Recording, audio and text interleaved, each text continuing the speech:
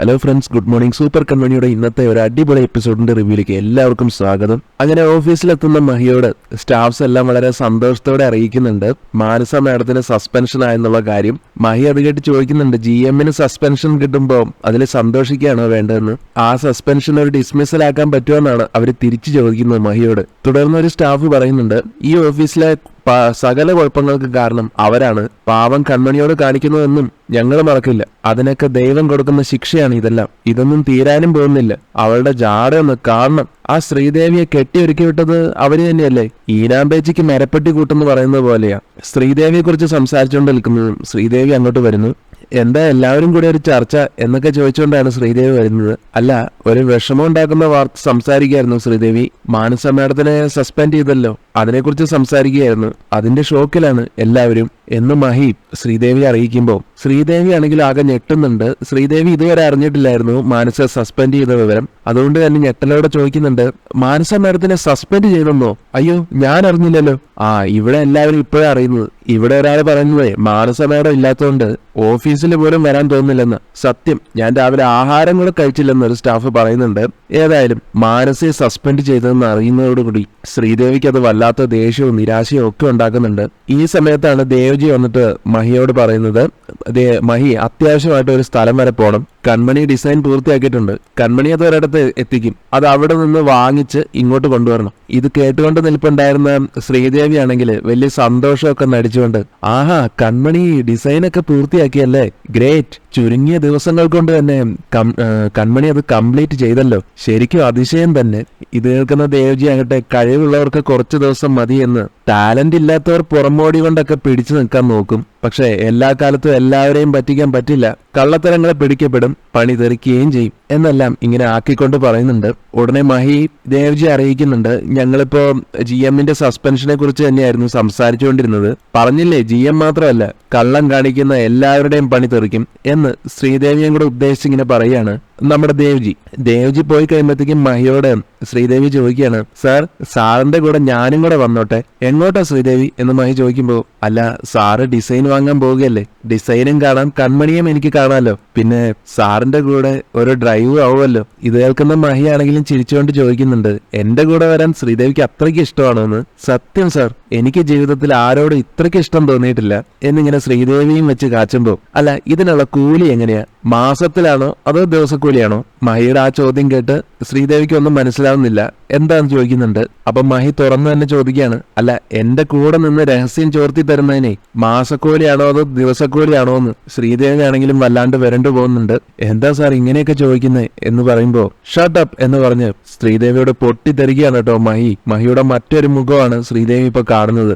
ശ്രീദേവി വല്ലാണ്ട് പേടിച്ചു പോകുന്നുണ്ട്. തുടർന്ന് മഹി ശ്രീദേവിയോട് പറയും, നീ എന്റെ മസിലിനെ പറ്റി അന്ന് വലിയ പുകഴ്ത്തലൊക്കെ നടത്തിയില്ലേ, ഇതുകൊണ്ടൊന്ന് തന്നാലുണ്ടല്ലോ നിന്റെ 32 കൊല്ലം താഴെ കിടക്കും. എടി, നീ ഡിസൈനർ ആണോ അതോ മാനസയുടെ ഏജന്റ് ആണോ? ഇതെല്ലാം കേട്ട് ശ്രീദേവി ആണെങ്കിൽ മഹിയോട് ഒന്ന് പതുക്കെ പറയാൻ ആവശ്യപ്പെടുന്നുണ്ട്. കാരണം സ്റ്റാഫ്സ് എല്ലാം കേട്ടുകൊണ്ട് നിൽക്കുകയാണല്ലോ. അപ്പൊ മഹി ചോദിക്കും, പതുക്കെ പറയാനോ? എന്തിന്?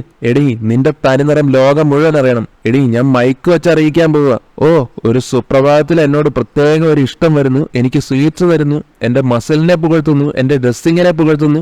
നീ ഇതിലൊന്ന് തൊട്ട് നോക്കടി, ഇതിന്റെ ഉറപ്പൊന്നറിയാൻ. അതും പറഞ്ഞ് മഹി കയ്യിലെ മസിലൊക്കെ ഉരുട്ടി കാണിക്കുന്നുണ്ട് ശ്രീദേവിക്ക്. എന്നിട്ട് വീണ്ടും പറയും, ഈ ഉടായ്പും കൊണ്ട് നീയും നിന്റെ മാഡവും കൂടി കൺമണിക്കെതിരെ എന്തെങ്കിലും നീക്കം നടത്തിയ ഞാൻ ഒറ്റയ്ക്കല്ല, ഇവരെല്ലാവരും കൂടെ ഉണ്ട് കൺമണിക്കൊപ്പം. അങ്ങനെ നല്ല 4 വർത്താനം പറഞ്ഞ് മഹി അവിടെ നിന്ന് പോകുന്നുണ്ട്.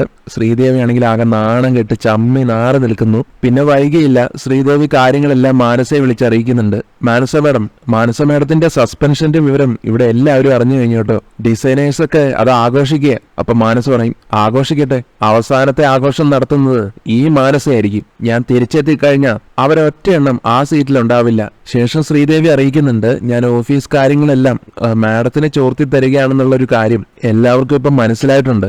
മഹിപാൽ സാർ എന്നെ ആക്ഷേപിച്ചു. എന്നാൽ മഹിയോട് പോയി പണി നോക്കാൻ പറയാനും മഹിയും ദേവ്ജിയും ഒക്കെ അവർക്ക് ചെയ്യാൻ പറ്റുന്നതൊക്കെ ചെയ്തോട്ടെ, അവസാനം ഞാൻ കണക്ക് തീർക്കുന്നുണ്ട്. അല്ല അതിരിക്കട്ടെ, കൺമണിയുടെ ഡിസൈനെ കുറിച്ച് എന്തെങ്കിലും അറിവ് കിട്ടിയോ എന്ന് ചോദിക്കുമ്പോൾ കൺമണിയുടെ ഡിസൈൻ ഇന്ന് കൈമാറുമെന്ന് അറിയിക്കുന്നുണ്ട്. അത് കേൾക്കുന്ന മാനസ എവിടെ വെച്ചാണെന്ന് ചോദിക്കുമ്പോൾ അതിനെക്കുറിച്ച് എനിക്ക് വലിയ വ്യക്തതയൊന്നുമില്ല, സിറ്റിക്കകത്ത് എവിടെയോ വെച്ചാണ് ഡിസൈൻ കൈമാറുന്നത്, എന്നോടൊന്നും വിട്ടു പറയുന്നില്ല, ഞാൻ കണ്ടുപിടിക്കാനൊക്കെ നോക്കിയതാ എന്നൊക്കെ ശ്രീദേവി പറയുന്നത് കേട്ടിട്ട് ഓക്കെ അതൊക്കെ ഞാൻ നോക്കിക്കോളാം, ഓഫീസിലെ എല്ലാ കാര്യങ്ങളും എന്നെ അപ്ഡേറ്റ് ചെയ്തുകൊണ്ടേയിരിക്കണം, നീ നോക്കിക്കോ ശ്രീദേവി, ഞാൻ ഇരട്ടി ശക്തിയോടെ തന്നെ ഓഫീസിലേക്ക് തിരിച്ചു വരും, അതുകൊണ്ട് നീ ഒട്ടും ടെൻഷൻ ആവണ്ട, ഞാൻ വരുന്നതിന് മുമ്പ് തന്നെ കൺമണിയുടെ കാര്യത്തിൽ ഒരു തീരുമാനം ഉണ്ടാക്കുകയും ചെയ്യും എന്നെല്ലാം ശ്രീദേവിയോട് പറയുന്നുണ്ട് മാനസയുടെ മമ്മിയാണെങ്കിൽ ഇതെല്ലാം കേൾപ്പുണ്ടായിരുന്നു. അവരെന്നിട്ട് വന്നിട്ട് ചോദിക്കുന്നുണ്ട്, നീ ഇത് എന്തിനുള്ള പുറപ്പാടാ മോളെ, എന്തിനുള്ള പുറപ്പാടാണെന്നോ? കൺമണിയെ തകർക്കാനുള്ള പുറപ്പാട്, കൃഷ്ണനെ എന്റെ അടുത്തേക്ക് കൊണ്ടുവരാനുള്ള പുറപ്പാട്.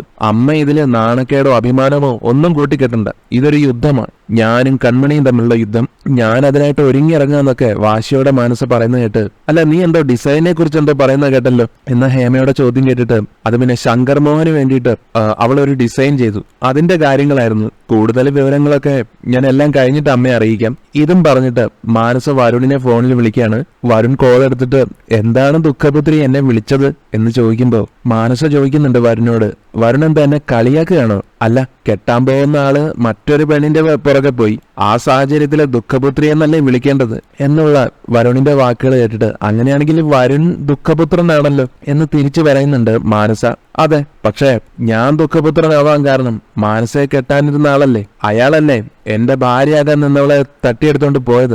എന്നാൽ മാനസ് പറയും അത് തിരിച്ചാണെന്ന്, കൃഷ്ണനെ കൺമണിയാണ് തട്ടിയെടുത്തത്, പക്ഷേ കൃഷ്ണനെ സ്വന്തമാക്കാമെന്ന് അവള് കരുതണ്ടെന്നും പറയുന്നു. ഇത് കേട്ട് വരുൺ മാനസയെ കൂടുതൽ എരിപിരി കയറ്റുന്നുണ്ട്. അങ്ങനെ തന്നെ വേണം, അവരെ തമ്മിൽ ഒന്നിപ്പിക്കാൻ നമ്മൾ ഒരിക്കലും അനുവദിക്കരുത് മാനസെ, കൃഷ്ണനെ സ്വന്തമാക്കാൻ കൺമണിയെ ഞാനും സമ്മതിക്കില്ല. ഏതായാലും വിളിച്ച കാര്യം പറയുമ്പോ എനിക്ക് വരുണിനെയും CI അനിരുദ്ധിനെയും ഒന്ന് കാണണമെന്ന് മാനസ് പറയുന്നുണ്ട്. കാര്യമൊക്കെ നേരിട്ട് പറയാമെന്നും അറിയിക്കുന്നു. അതോടൊപ്പം പറയുന്നുണ്ട് നമുക്ക് എല്ലാവർക്കും നേട്ടം ഉണ്ടാകുന്ന ഒരു കാര്യം തന്നെയാണ് കൺമണിയുടെയും കൃഷ്ണന്റെയും കാര്യം, പിന്നീട് കാണേണ്ട സ്ഥലവും തീയതിയും ഒക്കെ ഞാൻ പിന്നീട് വിളിച്ച് അറിയിക്കാമെന്നും പറഞ്ഞ് മാനസ കോള് കട്ടിയും. അതിനുശേഷം കാണിക്കുന്നത് ഭാഗ്യശ്രീ ബലരാമനെ കാണാൻ വേണ്ടിയിട്ട് ജയിലിലെത്തുകയാണ്.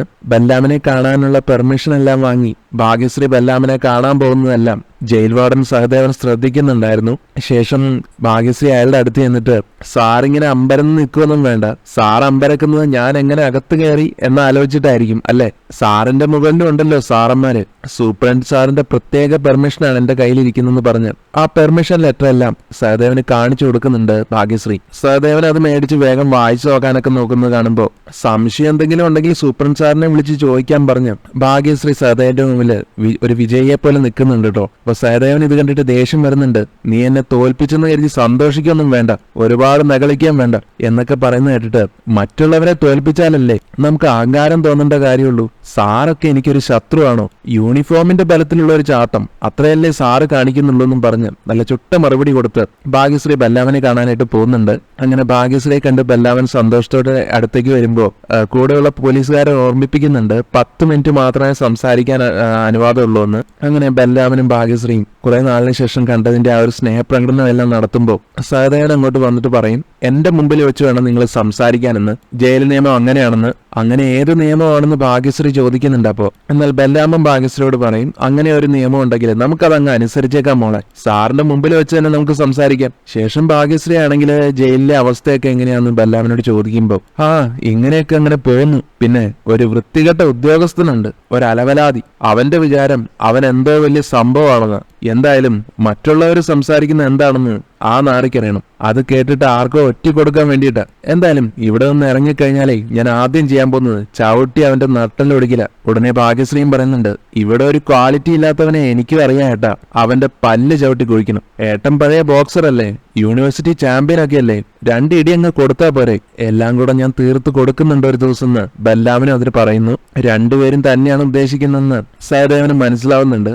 അയാളാണെങ്കിൽ ദേഷ്യം കടിച്ചു പിടിച്ച് പല്ലിറുമിക്കൊണ്ട് അവിടെ നിന്ന് പോകുന്നുണ്ട്. സഹദേവൻ പോയെന്ന് കാണുന്നതും ഭാഗ്യശ്രീ സുമിത്രയുടെ പ്ലാനിങ്ങിനെ കുറിച്ചെല്ലാം ബല്ലാമനെ അറിയിക്കുന്നുണ്ട്. സാഗറിനെ എന്തായാലും കൊല്ലുമെന്ന് തന്നെയാണ് അമ്മയും അച്ഛനും കൂടെ തീരുമാനിച്ചിരിക്കുന്നതെന്നും ഏട്ടൻ ജയിലിൽ നിന്ന് ഇറങ്ങിക്കഴിഞ്ഞാൽ ഉടൻ ഗുണ്ടകളെ വെച്ച് അവര് സാഗർ സാറിനെ കൊല്ലും, എന്നിട്ട് കുറ്റം ഏട്ടന്റെ തലയിലിടും, ഏട്ടൻ വീണ്ടും ജയിലിലും ആകും. ഒരേ സമയം സാഗർ സാറിനെയും ഏട്ടനെയും ഇല്ലാതാക്കാനുള്ള നീക്കങ്ങളാണ് അവര് നടത്തിക്കൊണ്ടിരിക്കുന്നത്. ഈ കാര്യങ്ങളെല്ലാം കേട്ട് ബല്ലാവനും ഞെട്ടുന്നുണ്ട്. എന്നിട്ട് പറയുന്നുണ്ട്, എന്നെ അവര് വേണേ കൊന്നോട്ടെ, എനിക്ക് കുഴപ്പമൊന്നുമില്ല. പക്ഷെ സാഗർ സാറിനൊന്നും സംഭവിക്കരുത്. ഇങ്ങനെ ഒരു കാര്യം നടക്കുന്ന വിവരം സാഗർ സാറിന് എത്രയും പെട്ടെന്ന് അറിയിക്കണം. അപ്പൊ ഭാഗ്യശ്രീ പറയും, കാര്യങ്ങൾ ഞാൻ കുറെയൊക്കെ കൺമണിയെ അറിയിച്ചിട്ടുണ്ടായിരുന്നു. ഞാനും കൺമണിയും കൂടെ ആലോചിച്ച് ചില കാര്യങ്ങളൊക്കെ ചെയ്യുന്നുണ്ട്. പല കാര്യങ്ങളും ഇനി സാഗർ സാറിനെ അറിയിക്കാനുണ്ടല്ലോ. എന്നാൽ പല കാര്യങ്ങളും എന്ന് ഭാഗ്യശ്രീ പറയുന്നത് കേട്ടിട്ട് അതെന്താണെന്ന് ചോദിക്കുന്നുണ്ട് ബലരാമൻ. അപ്പൊ ഭാഗ്യശ്രീ മനസ്സിൽ വിചാരിക്കും, ഏട്ടൻ സാഗർ സാറിന്റെ മകനാണെന്നുള്ളൊരു കാര്യം ഏട്ടനെ ഇപ്പൊ അറിയിക്കണോ?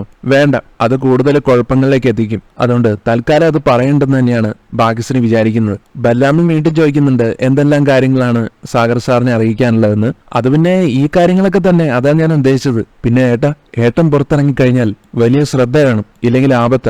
ഏട്ടൻ അമ്മയ്ക്കെതിരെ പൂർണ്ണമായും തിരിഞ്ഞു കഴിഞ്ഞുവെന്ന് അമ്മയ്ക്കിപ്പോ മനസ്സിലായി കഴിഞ്ഞു. അതുകൊണ്ട് തന്നെ അമ്മ ഇനി എന്തും ചെയ്യും. എന്നാൽ ബലരാമൻ അപ്പോഴും പറയും, ഞാൻ പറഞ്ഞില്ലേ മോളെ, എനിക്ക് എന്തും സംഭവിച്ചോട്ടെ, പക്ഷേ എന്നെ ഒരു മകനായി കണ്ടിരുന്ന സാഗർ സാറിന്റെ ദേഹത്ത് ഒരു തരി മണ്ണ് വീഴാൻ അനുവദിക്കരുത്. അദ്ദേഹത്തിനെ അപകടപ്പെടുത്താൻ ആരെങ്കിലും ശ്രമിച്ചാൽ തീർക്കും ഞാൻ അവരെയെന്നും പറയുന്നുണ്ട്. കൺമണിയും കൃഷ്ണ ആണെങ്കിൽ ഇവിടെ ഒരുമിച്ച് കാവിലേക്കൊക്കെ പോവാൻ തുടങ്ങുകയാണ്.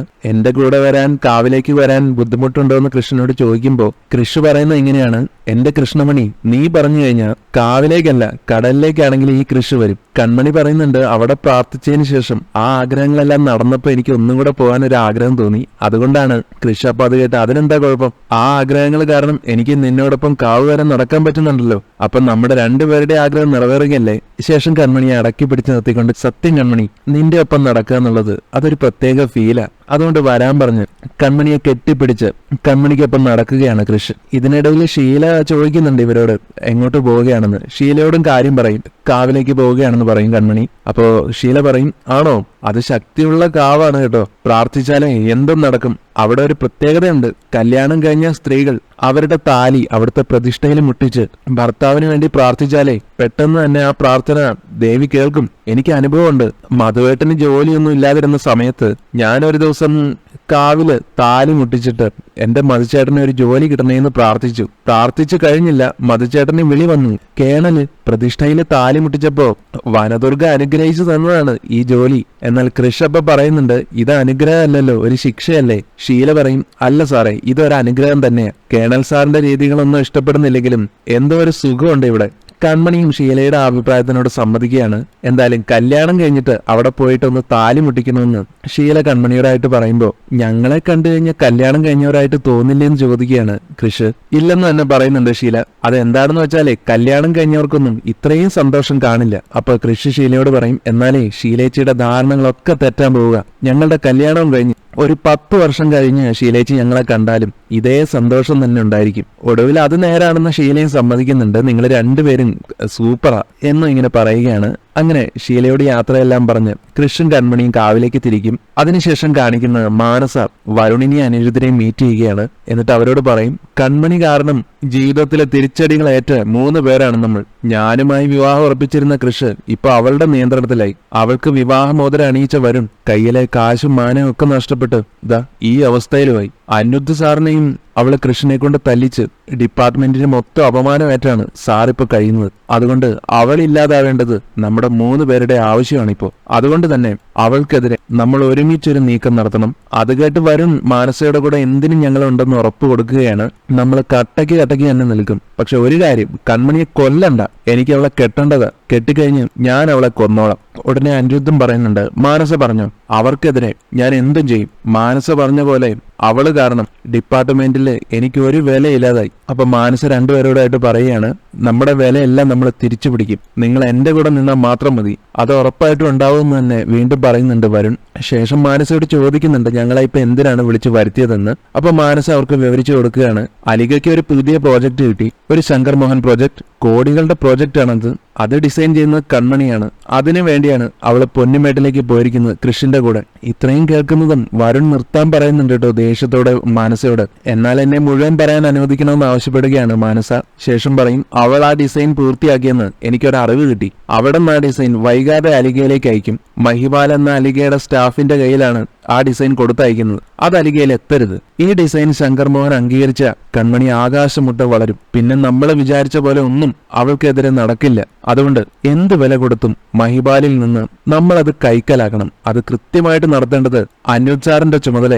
അനിരുദ്ധിനാണെങ്കിൽ ഈ ഒരു കാര്യത്തിൽ വല്ലാത്ത താല്പര്യം തോന്നുകയാണ്. അതുകൊണ്ട് തന്നെ മാനസയോട് പറയും, ഞാനത് ചെയ്യും. കാരണം എനിക്ക് കൺമണിയോട് പകരം വീട്ടിയേ പറ്റൂ. ആ കൺമണിക്ക് വേണ്ടി കൃഷ് ആദ്യം വരുണിന്റെ മുമ്പിൽ വെച്ച് എന്നെ ആക്ഷേപിച്ചു. പിന്നെ വരുണിന്റെയും അവളുടെയും കല്യാണ ദിവസം അവൻ എന്നെ തല്ലി ചതച്ചു. പിന്നെ ആ കരീം സാഹിബ് കൺമണിയെ എന്റെ കയ്യിൽ നിന്ന് രക്ഷിച്ചു. അതുകൊണ്ട് തന്നെ കൺമണിയുടെ വീഴ്ച എന്റെയും കൂടെ ആവശ്യമാണെന്ന് പ്രതികാരത്തോടെ പറയുകയാണ് സി അനിരുദ്ധ്. ഇതോടൊപ്പം വരുണും പറയുന്നുണ്ട് കല്യാണ ദിവസത്തെ ആ ഇടി മരണം ഇടിയായി പോയെന്ന്. ശേഷം മാനസ് അവർക്ക് പറഞ്ഞു കൊടുക്കുന്നുണ്ട് ഡിസൈൻ മഹിപാലിന്റെ കയ്യിൽ നിന്ന് പിടിച്ചെടുക്കേണ്ടത് അനിരുദ്ധ് സാറിന്റെ ഉത്തരവാദിത്വമാണ് എന്നിങ്ങനെ. അതെനിക്ക് വിട്ടു വന്നേക്കാനും അതിന്റെ ഉത്തരവാദിത്വമൊക്കെ ഞാൻ കറക്റ്റായിട്ട് ചെയ്തോളാമെന്ന് ഏൽക്കുന്നുണ്ട് അനിരുദ്ധ്. എല്ലാം കഴിഞ്ഞ് വരുൺ ചോദിക്കുന്നുണ്ട് ഈ ഡിസൈനിന്റെ കാര്യം നടന്നു കഴിഞ്ഞാൽ എന്റെ കാര്യം നടക്കുമെന്ന്. നടക്കും വരുൺ, ഞാൻ കൃഷ്ണനെ വിവാഹം ചെയ്യും, വരുൺ കൺമണിയെയും. അപ്പോ കാര്യങ്ങളൊക്കെ നമ്മൾ തീരുമാനിച്ച പോലെ ഇനി അങ്ങോട്ട് കൺമണിക്കെതിരെ ഒരുമിച്ചാണ് നമ്മുടെ നീക്കം. അവളെ വീഴ്ത്തണം, ഒരു ദൈവത്തിനും അവളെ രക്ഷിക്കാൻ സാധിക്കരുത് എന്നെല്ലാം മാനസ പ്രതികാരത്തോടെ അങ്ങനെ പറയുകയാണ്.